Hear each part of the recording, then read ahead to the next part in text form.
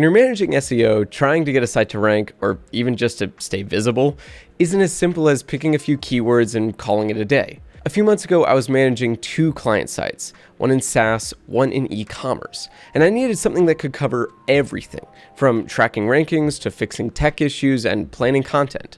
Now, I'd heard of both Semrush and Ahrefs before, but never used either in an actual real campaign. So I decided I'd run a side-by-side test, one tool for each project. At first, I figured the difference would be minor. I assumed it'd come down to which one had better reports or keyword data, but as the weeks went on, the gaps really started to show. Some features I barely noticed at first became daily essentials. Others looked good on paper, but didn't actually do anything for me. So in this video, I'll break down how each tool performed, what actually mattered, and which one I'd recommend depending on the kind of work you're doing. So let's get into it. All right, let's start with Semrush. The sign-up process there was straightforward, just a few steps, and I was in the dashboard. There, it guided me easily through setting up my first project right away. I added a domain, I selected a few target keywords, and I connected Google Analytics to pull in deeper insights.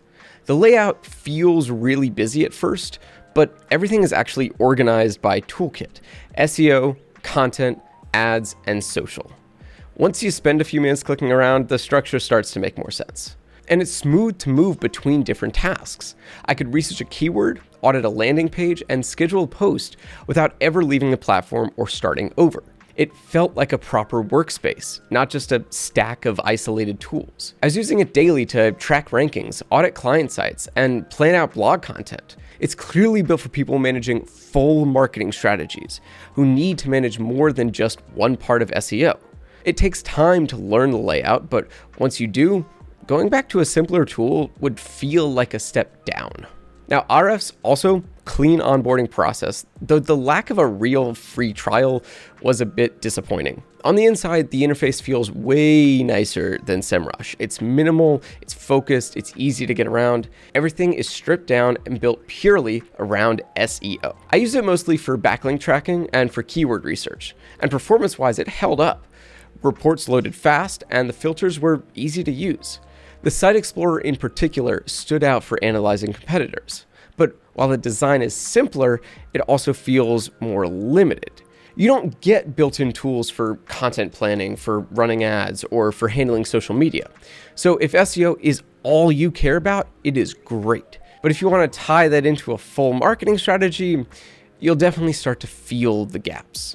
It's a fast, focused platform, but a little too narrow if you're looking for anything beyond just search. All right, now in terms of pricing, both tools follow a tiered structure, but Semrush gives you a bit more range in what you get. If you pay annually, Semrush's Pro plan runs around $120 a month.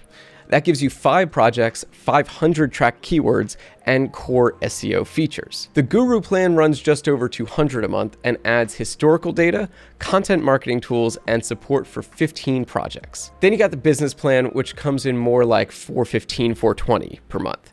And that adds API access and team collaboration features. It's good for big agencies or larger teams, but I'd say most people probably will end up with the Guru plan. Now, Ahrefs starts at around $130 a month for its light plan, which feels a little steep for what you get. It includes basic tools and limited reports. Their standard plan is $250 a month and unlocks more data, content analysis, and SERP updates. Then there's their advanced plan at $450 a month, which adds more user seats, folders, and templates. So yeah, the pricing is close, but I'd say Semrush gives you a lot more to work with, especially if you're managing content or paid campaigns. And just a heads up, by the way, if you're interested in trying either of these tools, check out the links in the description. For most of the products we talk about, we have special deals that you wouldn't be able to get if you went straight to their website. Okay, real life comparison, because I did use both on the same client at one point. A few months ago, I was working with this SaaS startup that had just launched its new site. They wanted to improve visibility, rank for competitive keywords, and eventually scale into paid ads and blog content. So I started with Ahrefs here to run a backlink audit and figure out where competitors were getting their traffic from. For that, it worked great. Solid data, simple filters, and I was able to spot link building opportunities. But when it was time to plan a full content strategy, I hit a wall. So I moved over to Semrush, and I gotta say the extra tools made a difference. I ran a full site audit, built a topic cluster with the content planner, and even checked out some ad competitors. We used the on-page SEO checker to fix some homepage issues, and within weeks, their rankings started to lift. So yeah, Ahrefs is great for research, but Semrush was what helped me move the project forward. It gave me what I need to actually act, not just analyze.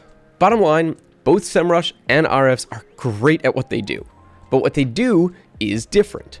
Ahrefs is cleaner, it's faster, it's excellent for pure SEO tasks like backlink tracking and keyword gap analysis. But for everything else, ads, blog strategy, audits, long-term planning, Semrush just gives you more to work with. It feels like a full suite. It's not flawless. The interface can get a little crowded, and it takes a minute to learn your way around, but once you do, it just all around fits into your day-to-day. If all you need is raw SEO data, Ahrefs will serve you very well.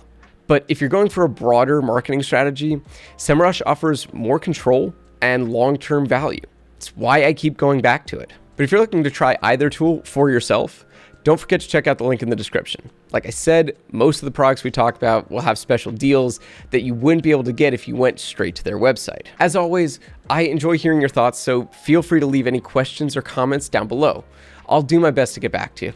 And if this video helped you out, go ahead and give it a thumbs up and subscribe for more reviews like this.